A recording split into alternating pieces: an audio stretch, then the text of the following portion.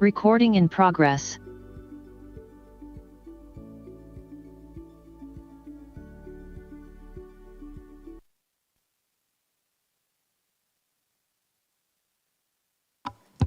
Good afternoon, everybody. I'd like to welcome everyone to City Hall, and either whether you're here in person and live or you are online.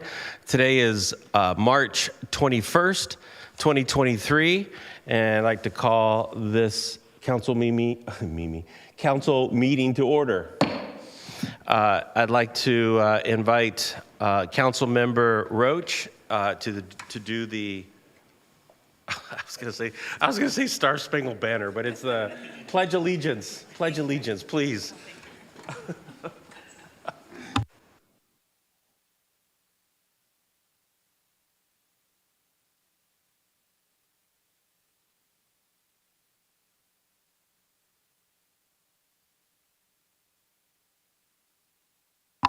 Okay, I apologize for that. Madam City Clerk, if you can take roll call. Yes, Mr. Mayor. Good evening. Councilmember Andrews. Present. Councilmember Goldstein. Here. Councilmember Marquez. Present. Councilmember Roach. Here. Councilmember Syrup. Present. Councilmember Cermeño. Aquí. Mayor Salinas. Present. Thank you.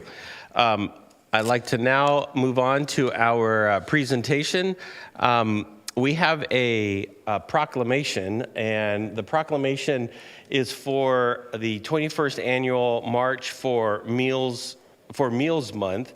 And we have two people in the audience today, or online with us today, Mr. Dan Ashbrook and Ms. Becky Bruno. And I'd like to welcome them to our council meeting.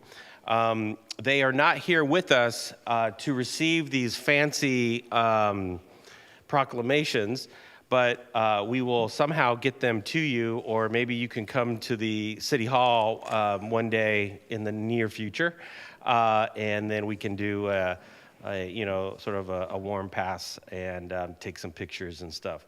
However, what I'd like to do is, one, I'd like to thank you and your colleagues and your team for all of the wonderful work that you have done.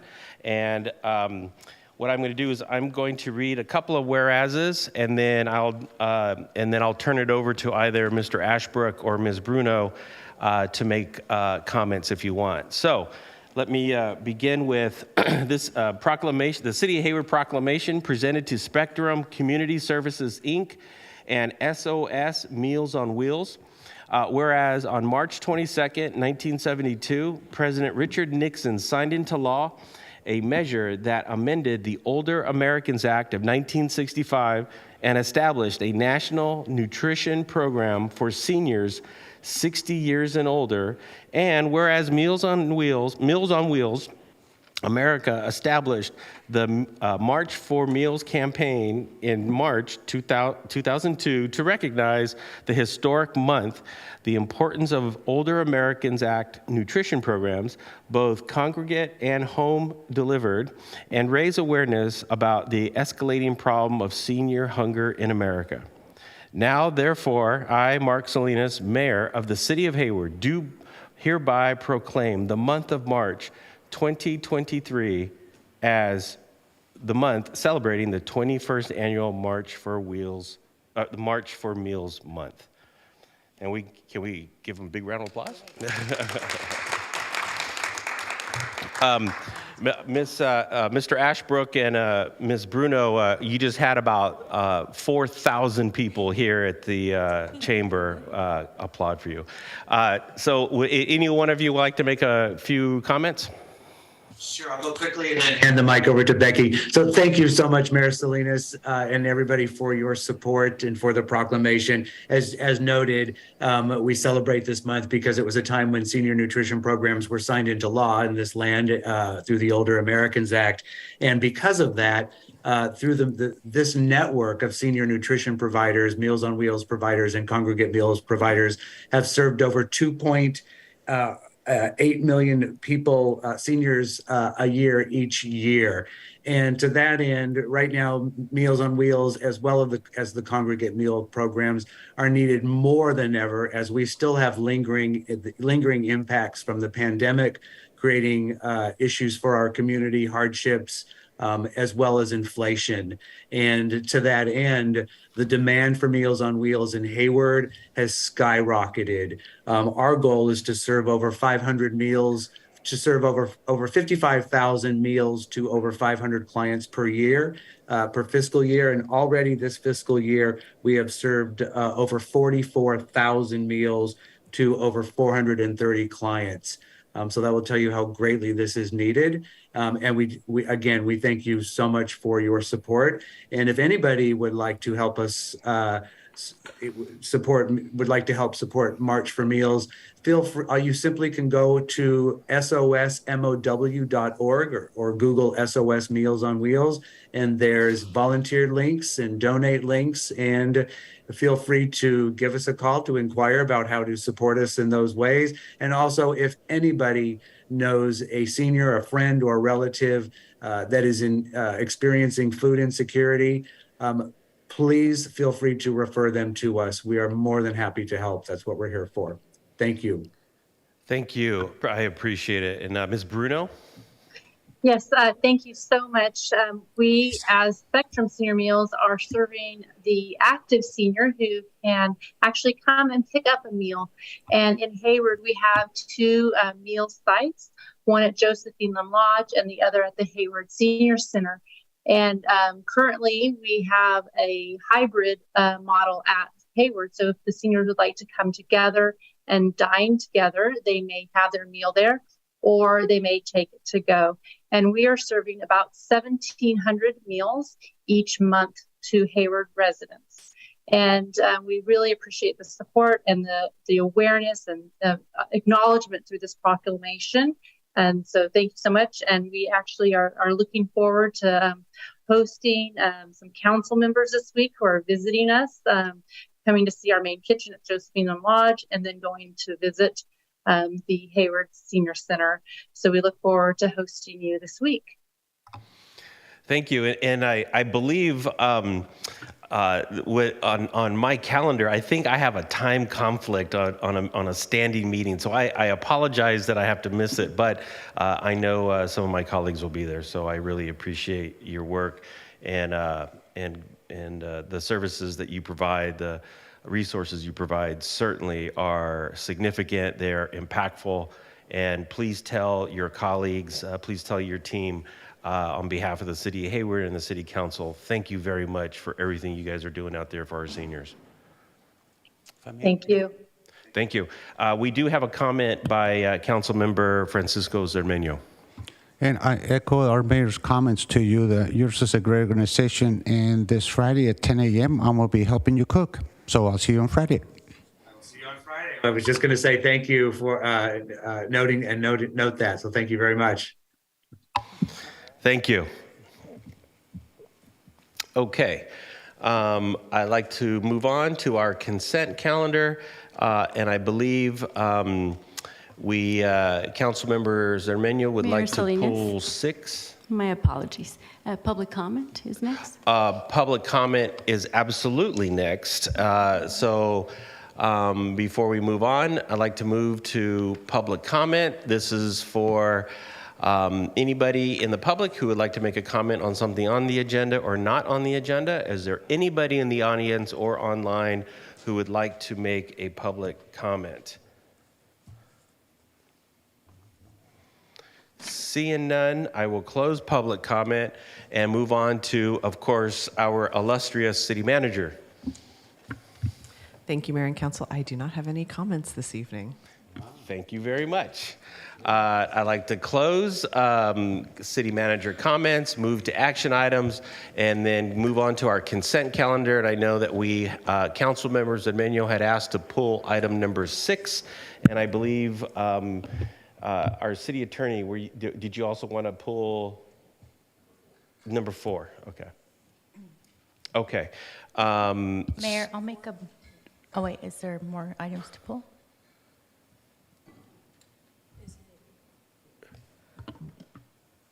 Are we confirming it's number 4? Number 3? Yeah, it's actually 3 that needs. Number 3. So I'd like to move items 1, 2, 4, 5, 7, 8, and 9. I'll second. Moved by Councilmember Marquez, seconded by Councilmember Syrup. Madam City Clerk, if you can take the roll. Yes, Mr. Mayor. Councilmember Andrews? Aye. Councilmember Goldstein? Aye. Councilmember Marquez? Aye. Councilmember Roach? Yes. Councilmember Syrup? Yes. Councilmember Cermeño? Sí. Mayor Salinas? Yes, and then I'm just going to go in order. Mr. City Attorney, you can go ahead with item number 3. With the mayor's consent, I ask to pull this item and to hold it over to March 28th. The alcoholic beverages report, which included resolutions and the introduction of an ordinance, was considered by the council on March 7th. The staff recommendations were approved unanimously. Subsequent to March 7th, a media report characterized the council's actions as A, violative of the Brown Act, B, unduly influenced by special interests, and C, inconsistent with the council's procedural rules. None of these allegations are supportable. Even though I personally was ill with COVID on March 7th, meeting was staffed by my senior assistant city attorney. We have reviewed the meeting in its entirety. To clarify the record, I will send out a memorandum with the March 28th agenda recommending adoption of the ordinance and confirming on the record that the council's actions on March 7th were A, transparent, B, consistent with the Brown Act and the concepts of due process, and C, followed the procedural framework set out in the council handbook. Thank you, Mayor. Thank you. Now I'd like to move on to item number 6, Mr. Cermeño. Thank you. The idea of bringing home folks to downtown is a fantastic one. The idea of a pop-up and artists and music and art is tremendous. I would like to recommend that we could also consider not only Friday and Saturday, but Sunday. So maybe, I know it's a pilot project, so maybe sometime after 6 months, we can take that into consideration. So Sundays in downtown Hayward seems to be a little bare of folks, so this would be a good idea to bring people. So any thoughts? I think we can definitely consider it. I think let's see how the first 6 months goes with the suggested pilot, and then we'll see where we are with funding and how much ARPA dollars we have left, and then we can, I think, bring to CEDC a report and possible expansion. And with that, I'll move the item.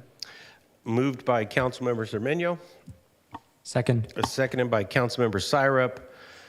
Madam City Clerk, if you can take the roll. Yes, Mr. Mayor. Councilmember Andrews? Aye. Councilmember Goldstein? Yes.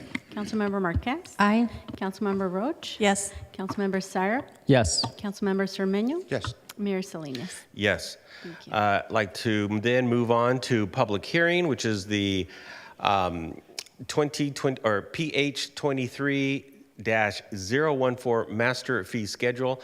Adopt a resolution approving the fiscal year 2024 master fee schedule, and the action is exempt from CEQA review.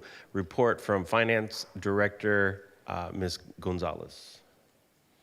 Thank you, Mayor. Good evening, Mayor, members of the City Council. The item for you this evening is an update to the fiscal year 2024 master fee. I actually won't be presenting this item this evening. Our management analyst in the finance department, Nicholas Mullins, will be presenting. So without further ado, I will go ahead and turn it over to him. Good evening, everyone. Give me a moment here while I pull up my slides. Share my screen.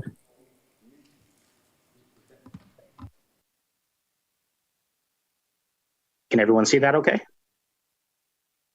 Now we can, yes. Okay. So good evening, Mayor and Council and members of the public. My name is Nicholas Mullins. I am an analyst in the finance department with the City of Hayward, and I am pleased tonight to present the proposed master fee schedule for fiscal year 2024. The proposed fee schedule is compliant, or they've been reviewed and are compliant with Proposition 26, 218, as well as the California Environmental Quality Act. For CEQA purposes, the master fee schedule is exempt. CEQA does not apply to the establishment, modification, structuring, restructuring, or approval of rates, tolls, fares, and other charges by public agencies, which the public agency finds are for the purposes of purchasing or leasing supplies, equipment, or materials, meeting financial reserve needs and requirements, and obtaining funds necessary for capital projects necessary to maintain service within existing service areas, and lastly, obtaining funds necessary to maintain intra-city transfers, as are authorized by the city charter. Some of the key factors for changes that you'll find in the proposed master fee schedule are listed here. A portion of the changes included in the fee schedule for adoption have been previously approved by resolution. That includes the updates to the facility rentals in City Hall and the 21st Century Library and Learning Center. A resolution was passed in 2019 to update those rates and change the formatting of that section. We have incorporated that into the master fee schedule this year. And the updates to the park and affordable impact housing fees also were approved by resolution in 2019. Another key factor to some of the increases that you'll see in the fee schedule are to achieve full cost recovery in services provided. These include some of the fee changes that you'll see in the water service charges and installation fees, airport services, stormwater inspection fees, wastewater discharge permit fees, and miscellaneous charges. These fees are reviewed on an annual basis, and generally the increases to the fees occur incrementally over multiple fiscal years to avoid impacting our community members or overly burdening our community members with the fees. And then lastly, some of our fee increases are governed by outside agencies. You'll see this in our building and permit fees, which are determined by the International Code Council building valuation data, our passport and express mail fees, which are determined by the U.S. Department of State, as well as the United States Postal Service.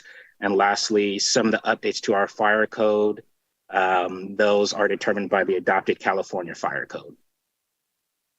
So with that, we can move into some of the major changes that are listed in the proposed fee schedule for fiscal year 2024.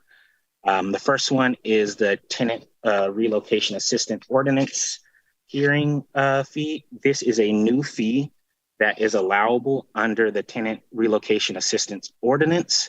And this fee is meant to standardize this kind of fee across the city. The next one are the building permit fees. You'll see a major increase in those fees.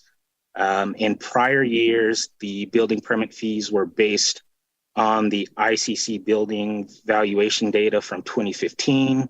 This year, the fees, we updated them, and they're based on the 2022 rates. So that's why you'll see a 68% increase across the board, which actively reflects the current construction costs. Another new fee that you'll see in the fee schedule is the makerspace materials fee. And this fee is meant to recover the cost of supplies provided for the makerspace in the 21st Century Library. And then lastly, one of the last major new fees that you'll see is the annual lease charge for use of city pole for wireless communication facilities. And this fee is per the Federal Communications Commission Order 18-133. The city may establish an annual fee charge for the use of small cell wireless communication facilities on city-owned poles and structures or privately owned utility poles in the public right-of-way. Finance's recommendation is that the City Council adopts a resolution approving the fiscal year 2024 master fee schedule and finds the action exempt from CEQA review. And that concludes my presentation, and I'm happy to answer any questions that you may have. Thank you. I'd like to first, before I go to public comment, I want to see if any of my colleagues have any questions of staff. Of course, I just have to hit this button. Councilmember Roach. Thank you, Mayor. I just wanted to ask, sorry, we're online, about the fee for the tenant relocation hearing. That's a new fee. Who pays that fee? Is that either whoever's bringing the action, the tenant or the landlord?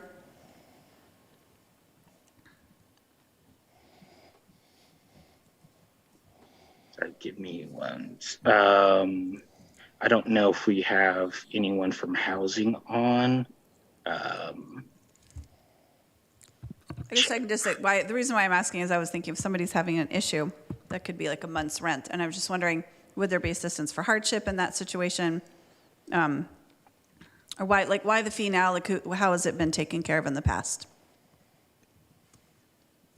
So, Councilmember Arch, this is Director Gonzalez. We can definitely take a look at the details of that ordinance. That ordinance did go to council and was previously approved, but we can definitely provide some more detail as who's responsible for that fee, whether it's the tenant or the landlord. And we can definitely provide that detail to you. And we're also just texting our housing manager to see if she can pop on and answer the question while we get public comment and go through. So hopefully we'll be able to get an answer. Okay, thank you.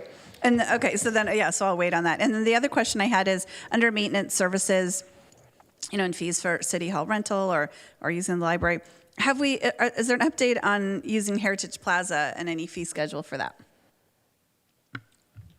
Not yet, because we have not accepted it from the contractor yet. Okay. So technically we do not want to rent it until we've had a couple events on there, but not officially, and we're still waiting to accept it finally from the contractor. Okay. And then we'll work on the programming plan and fee schedule. And what we're going to do there. Okay. Okay, great. And I'll just wait to hear on the ordinance fee. The hearing fee. Thank you. Thank you, Mayor. Councilmember Syrup. Thank you, Mayor, and thank you for the presentation, staff. Share Councilmember Roach's question about the TRAO fees. I also was curious, and this is also a question for our housing manager. I recognize that the housing division is being moved under development services. Is that correct? That will be the proposal for next year's budget. Okay. And so you'll see we're sort of because we only adopt the fee schedule once a year, we were going to go ahead and proactively move that. If the council chooses not to accept that staff recommendation as part of the budget, we would just amend the fee schedule next year. Got it. And so are you saying it as part of the budget or as part of this fee schedule here? So right now, because we only do the fee schedule once a year, we're proposing the change here that will reflect what the new organizational structure will look like should the council adopt the budget. Got it. It's more of a semantics thing. It's not, legally it can reside, as long as it's in the fee schedule, that's where then the fees are there. Okay. But we just want to make sure it's reflected organizationally. Got it, thank you. And then I know we recently had a conversation about the rent stabilization ordinance fee increasing during our last homelessness and housing task force meeting. I was curious when that conversation was coming before council and why it wasn't reflected in this document. It's coming next week. Okay. And so would this document be updated based on that decision? Okay. Correct. Thank you. And then my last question is, for the fees that are more, I would say, consumer-facing, resident-facing, have we conducted studies in the past that assess service usage in relationship to the cost of the service? Just to put it another way, my concern is if we charge more for a specific service, will we see a decrease in the use of that service, and then it becomes like a justification for getting rid of it when people may use it if it was cheaper? I don't know that we did that. A number of years ago, we actually hired a consulting firm to go through and kind of right-size all of our fees to ensure that we were charging the appropriate amounts for the services that were being provided, sort of comparing our fees with other agencies. But I don't know that we've specifically done an assessment of like, program usage fees. And I don't know that we have a whole lot of, that would be more, I think, in like the recreation sphere, where if we were charging, class fees that were too high, but we don't have a lot of those. Most of our programming at the library is free, and then most of those recreation programs are provided through HARD. But I think it's an interesting question. We can discuss that at the executive team and see where, if the departments are doing an analysis like that. Great, thank you. And then my last question, just on the topic of fees, is we currently charge a fee for the use of meeting rooms in the library. I was just curious what the conversation around those fees were. I think in this document we're seeing a lot of the changes, but I think a lot of folks have been advocating for one of those changes to be a reduction, and I just was curious if you could share some thoughts on that. I think it's a balance. There's a high demand for the rooms in the library, and so there are free rooms that are available in the library, and then the bigger meeting rooms, really trying to preserve those for larger groups that may have that may actually need that space versus a smaller group that could utilize one of the smaller free rooms. I know the library director has been sort of going back and forth, and the commission's been wrangling with that topic for a while. I think we just have to, I believe that what they're looking at is, sort of a sliding scale based on nonprofit status, things like that. So, and that proposal will come to the council once that discussion has concluded. Great. And do we have a timeline for where that discussion is currently? Our library director is online. She can perfect. Answer your questions. Okay, thank you. Yeah, thank you, Councilmember Syrup. Yes, and in fact, we did have quite detailed discussions in the commission, and one of the changes you will see is the meeting room C. We are offering nonprofit groups that are located in Hayward or primarily serve Hayward residents will be allowed the use of 2 users per month, free of cost, of room C. And then if they want to use it more than that, then they will have to pay the regular fee. But we had a lot of discussion and felt that was a good compromise and an opportunity to serve the community well. That is fantastic news. Thank you for the update, Director Adelman. Those are all my questions. Thank you, Mayor. Thank you, City Manager. Thank you, Council Member Marquez. Thank you, Mayor. Thank you, Councilmember Syrup. Those were some of the same questions I had as the former liaison. I know those conversations are ongoing, and I thank Councilmember Roche for taking over that assignment. And glad to hear from our library director the path forward. I really support that, and thank you for that. I just wanted to kind of do like a cursory overview, just mainly for the public's understanding as well. When we update the fee schedule on an annual basis, does our finance department reach out to every department just to kind of check in, and how do we kind of assess, what we should be updating? Can you just kind of give us an overview of how we track that? I'm going to let Director Gonzalez or Nick Mullins go, whichever one of you wants to respond. Sure, and I'll respond, and then Nick Mullins can provide any additional information. But it is an annual process. It does happen to coincide with our budget process, and we do reach out to each department, who then takes a look at their fees to determine if there are some adjustments that need to be made to either, like Nick said, adjusted to adhere to outside government regulations, to achieve full cost recovery when we can, and then also to incorporate any changes that may have been approved by council throughout the year so that we do incorporate it. And that takes, a couple of weeks, and Nick does meet with each department who requests changes to the master fee. And then just so we have an understanding of what is being requested, and then it becomes final and adopted as of July 1st. So even if it is adopted tonight, the effective new date for the new master fee would be effective July 1st. Okay, great. It coincides with the what will be the newly adopted fiscal budget. Okay, and then I know past practice, the city has been very generous with sharing this space with the school district. We're kind of in this transitional period post-COVID, back in person. Are we still honoring those commitments, or what's the agreement at this time? The school district has chosen to do most of their meetings in their own facility. If we are absolutely happy to host them here, and per that arrangement, they would just need to cover the staff costs associated with running the equipment and broadcasting during the meeting. So, but they've chosen to do most of the meetings back in the HUSD offices. Okay, thank you. And then I don't know if it necessarily ties in with this, but I am curious, post-COVID, maybe a year from now, can we do a look back to see, want to know how much money we're bringing in parking tickets, and just kind of want to see, it seems like certain areas are more monitored than others. So is that something we could look at in the future? Just to make sure we're being equitable and balanced on that. Sure, and I can have our maintenance services director, that's where most of our parking citations come from, our street sweeping program. I know they track those, and I think we may be able to create a GIS map that's sort of like a heat map that shows where the tickets are provided. And we are fairly flexible on those, and if residents call and either have a hardship or a parking issue situation, our department maintenance will work with them. Okay, thank you. Councilmember Andrews, or Mayor Pro Tem Andrews. Thank you. Thank you, staff, for a presentation. I just had similar questions. One question I have was about ADU fees, and I know that we hear that it's expensive to build ADUs, and just wanted to see what was driving that cost. Was it just a simple escalator that needed to be added on? I'm concerned about making that more expensive for folks. So I think that what was driving that cost was related to the building code updates that Nick was referring to. We were referring to rates back to, I think, 2016 or 2015. And so those rates were brought up to more present construction rates as of 2021.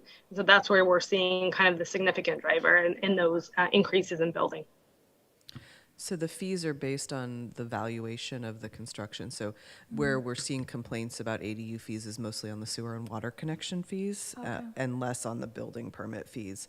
I know our director of public works has looked at that, and we've tried to make some modifications, and I think they'll still consider to look at that. The challenge is the water usage of an ADU does resemble that of an apartment, and so those fees there's a connection fee that when you're creating a new unit, and that is quite substantial compared to the building permit fees. Yes, I have received complaints about those connection fees. So another question I have is about facilities as well. And I understand we're still in limbo with Heritage Plaza, but with these fees, will it help enhance our reservation system for facilities, so it's a little less confusing? For the library, or for like how? So I have people who would want to rent out Heritage Plaza or the library, and then they get kind of confused on city facilities versus library facilities. Is there any way we can use those fees to have it be a one-stop shop? So one of the things we've been talking about for a number of years is actually implementing an online reservation system that would be for all city facilities. Given COVID and other challenges that facilities have been dealing with in terms of upgrading the facilities in the last 2 years, we had to put that project on hold. Also, we weren't really renting city facilities. So I think, and Director Adelman has been involved in those conversations, because I think the goal is to have a unified platform that would allow easy access for residents to reserve rooms. And I don't know, Director Adelman, if you want to add any additional comments on that. Thank you, City Manager McAdoo. Yeah, we are, and the library system is somewhat intuitive and is a pretty good system. And we've been talking to our maintenance facilities team about possibly having all of the rentals being consolidated into one program. And there's still a few things to be worked out, but at least the library part of it is working quite smoothly, and we're hoping to expand as we go along. Perfect. Thank you. Councilmember Zermenu. Thank you. How many tenant relocations have we had, hearings? A few, quite a few, any idea? I mean, they generally arise when a landlord doesn't want to pay relocation assistance, as specified in the ordinance. I don't think they happen all that frequently. Okay. And when they do, and this goes back to Councilmember Roach's question, when they do, the requester will be paying the fee. So up to now, we've had no fees for this. So Essentially, the city's eating the cost of administering. So I'm glad that it's happening. Yes. Okay, good. So the fee increases, do we inform residents or companies of the fee increases, or do we wait till they come in for a project and we tell them, oh, by the way, it has increased? What's the process? So if someone has, and Director Gonzalez can speak to it as well, but if someone has signed up to receive notifications, they'll receive the notification of this master fee schedule increase. I think if there are specific fees where there may be a larger increase, for example, like our park impact fees, park in lieu fees, where we did an extensive outreach process and changed the requirements significantly in terms of park dedication. For these are more cost of living adjustments, so they're much smaller in scale, and so generally we don't do targeted outreach on these particular fee increases. And I don't know, Director Gonzalez, if you want to say anything else to that point. Sure. We do have because it is a public hearing, we do have public noticing requirements, so it does appear as a public notice in the newspaper. I believe it's a 10-day requirement, so it is listed in the newspaper on 2 separate dates. Again, notifying the public that there are some proposed changes to the city's master fee. And then we also put it on our city website as well as a proposed document. So, if there are questions or there are specific businesses or community members that are interested, they can look at the proposed document on the city's website. All right, thank you. One last question. Let's see, I was also going to ask about library meeting rooms, but the colleague, Sarah, also asked about it. So I'm glad that we are looking into that. I'm just hoping that we keep them as low as possible. And a note to Nick. Are you still on, Nick? Yes, I'm still here, Councilmember Zermenu. A very good first presentation to our council. Congratulations, and I'll see you in the basketball court. Yes, sir. Thank you. Councilmember Roach. Thank you. I just wanted to follow up. So I can imagine it is usually the tenant requesting the hearing because the landlord doesn't want to pay. So it does seem like an extra hardship if they're already seeking payment for the relocation. Am I misunderstanding that? It's actually generally the landlord that's seeking it because the city's invoiced the landlord because they were not willing to meet the requirements in the ordinance without having been invoiced by the city. Okay. All right. So it's generally so I guess if it is a tenant seeking it, then if there was some sort of subsidy for hardship in that situation, can we just discuss that? Sure. Okay. Thank you. Okay, I'd like to close or move on to public comment on this item. Is there anybody in the audience or anybody online that would like to make a public comment? You can come on up. Just when you're done, just make sure you visit with our city clerk so you can fill out a card. Yeah, absolutely. And then you can come up here, state your name, address, and then go ahead with your public comment. Thank you, sir. All right, good evening. I'm Carlos Gonzalez, resident of Hayward, 2191 Main Street. I'm the president of the Prospect Hill Neighborhood Association. I'm here on behalf of Prospect Hill. I just had a question related to the use of public rooms at the library and in City Council. One, I wanted to extend an invitation to City Council and Mayor. I actually called you today to come and attend one of our meetings. We meet every third Thursday of the month. We're a very strong community, very supportive, and I'd like to thank Councilmember Roach and also Councilmember Syrup for attending our August National Night Outs meeting there where we supported the council members and everything. But I wanted to ask about one, we wanted to come and have a board meeting and community meeting either here at the facilities at City Hall or at the library, whichever is available. Our next meeting is going to be April 21st. Are those services available to us for our community members? I can get a head count and everything about how many people would, I know 7 of our board members would be attending, but is that available to the community without paying a fee for our community association, neighborhood association to have a meeting? It's only 45 minutes. Go ahead and finish your comment, and then after you're done, I'll ask. Okay, that's it. It was just a question in relation to the use of, I know they were talking about the library rooms and everything for nonprofit. We're a neighborhood community group that wanted to either meet with you here or at the library, whichever. And that concludes my question and my comment. Perfect. And then before you leave, visit with our city clerk, Ms. Linz, and fill out a card. Okay. Perfect. Thank you. And I'll ask the city manager.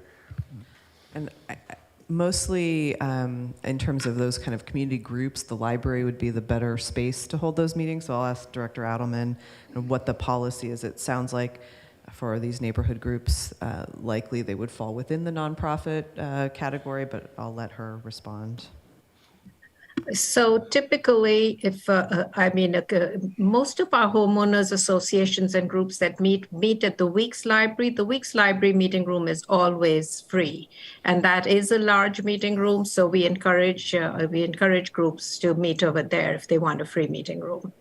That's definitely an option. I recommend you just send us an email at reservations at hayward-ca.gov, and we can then work with you to find a good time for you to have your meeting. Reservations at hayward-ca.gov. .gov, yes. Yeah, reservations at hayward-ca.gov. Yeah. Yeah. Or you can even go to our website and just click on book a meeting room. That's also an option. Wonderful. Okay, thank you. So seeing no other public comment, I'd like to bring it back up here, and I will entertain a motion. I'll move to adopt. I'll second. Moved by Councilmember Goldstein, seconded by Councilmember Roach. City Clerk, can you call the roll?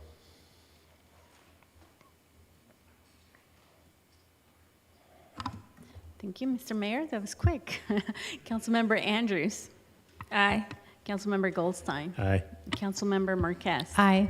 Councilmember Roach. Aye. Councilmember Syrup. Yes. Councilmember Cermeño. Yes. Mayor Salinas. Yes. So I'd like to move on to council reports and announcements.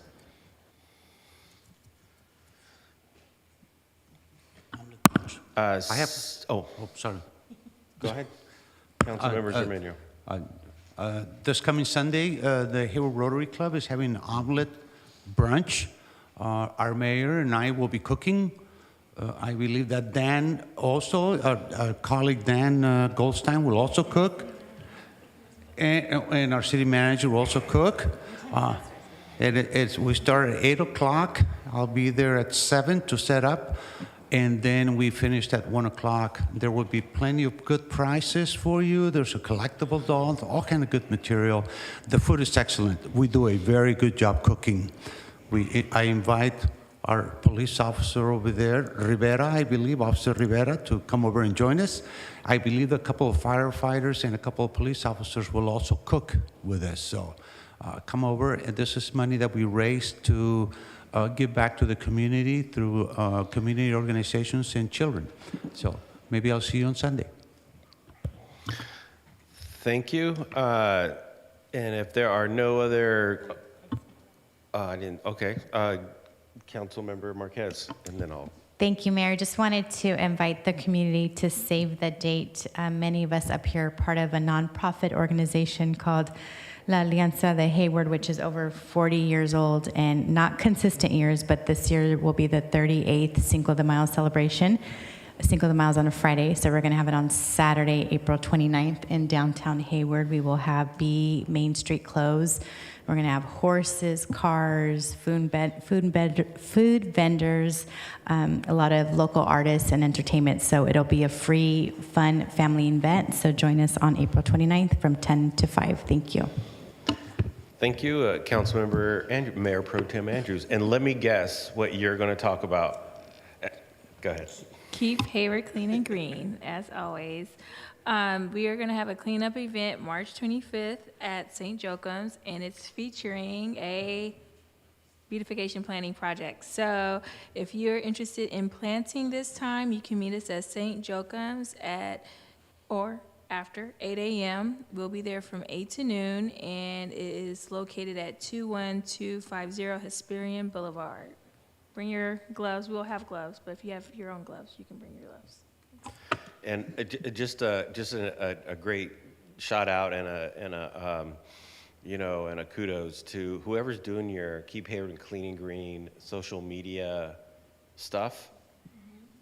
Great job. I think that's PIO Oh, is it? Communications. They're doing a great job. Good job. Yeah.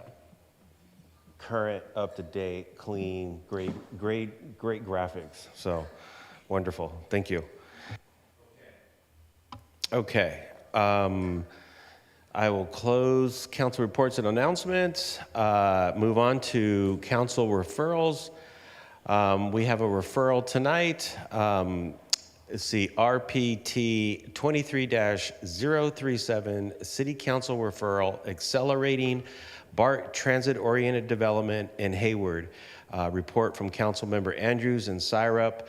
And if it is anything to accelerate anything from the Bay Area rapid transit system, I am excited and enthusiastic to listen to what these two council members have. I'll do my best to keep the conversation as short as the referral is, but it has been brought to my attention through conversations with a representative from BART that they are reprioritizing different agencies for their phase 2 development, and we have an opportunity to be prioritized higher. So just for the public's context, we were somewhere in the middle of phase 2. Phase 1 is currently in progress. They are revisiting who's going to come first in phase 2, and one of the ways that we improve our ranking is by engaging with them more proactively. And so really this referral shouldn't be too controversial. It's aligned with some of our strategic goals. One of them, which is explicitly continuing to work with BART to encourage transit-oriented development on BART-owned property in Hayward. And so just to read this out for the public in case they don't have the document in front of them, this referral requests that council direct staff to engage with BART staff to improve Hayward's ranking in the phase 2 TOD work plan, beginning now and until BART completes their reprioritization of phase 2. We also would want to invite BART staff to present at the upcoming meetings for the Council Infrastructure Committee and Council Economic Development Committees on the status of its phase 2 TOD work plan, and also bring some recommendations on how to best allocate the surplus funds from the recent dissolution of the South Hayward BART JPA. And then lastly, identify and evaluate current local, regional, state, and federal funding opportunities that can help improve Hayward's prioritization ranking in this work plan. Cities in the past that have been able to contribute at least $3 million towards development have been able to improve their prioritization. So really, it's just making this happen sooner for Hayward. The focus in my mind is to start with South Hayward, but of course we have a lot in downtown Hayward as well. And it really, once they start working on Hayward, it's the entirety of Hayward that will benefit. So I would also just want to note, let's not make too much fun of BART because they might have someone on the line watching tonight. What they care about is that our agency is nimble and ready to work with them, and that's what I'm hoping to communicate with this referral. And I'll hand it over to Mayor Pro Tem Andrews if she has any additional comments. Thank you. First, I want to thank Councilmember Syrup for bringing this to my attention. I think he's heard me pop off a couple of times about wanting to do something at these two locations. And we love you, Bart, but we need you to help us out. These two locations are crucial to the future of our communities, especially in South Hayward. We need to see some activity there that's going to be positive, show growth, but also show smart, responsible growth. And right now, it is showing just a flat parking lot with cars that are getting broken into, crime, all these things that are happening on these facilities we need to address, and we need your help. And we hope that with this reprioritization, this would provide the resources that are potentially available to help address these needs. So again, thank you, Councilmember Syrup, for your leadership on this, and I'm happy to support, and I hope everyone on the dais supports us engaging with Bart more to resolve these issues at these two locations. Okay, before I was gonna ask a question, but does anyone else have a comment or a question? Yeah, Councilmember Marquez. I just want to thank my colleagues. This was a real clear, concise, to the point, very clear referral. So thank you for your leadership. Thank you for partnering. Yes, Bart, I echo, we love you very much. Love the new trains, love the Berryessa station. Take Bart to San Francisco and Oakland. So thank you so much. I won't make the motion. I'll respect my referral makers, and I'll be happy to support it once that's been made. But I think this is a good example of, we have a lot of priorities in Hayward, and we are going to be going through our strategic roadmap. And it's not that we don't want to tackle every issue in Hayward, but we do know that there's a limit of resources, capacity, bandwidth. So I think this is a referral it's not going to require a whole lot of heavy lifting from staff. And I really like that it's very specific. There are two existing committees that can vet this early on and strengthen the partnership with BART. So I'm happy to support it when you guys make a motion. Thank you. So, I wanted to echo similar comments. A few weeks ago, Councilmember Syrup and I were just we were talking, and, he sort of brought it up, and you can kind of put it out there. And, sounded clear. It sounded aligned with what we were doing. And we reflected on the referral process, on why we have this process to begin with. And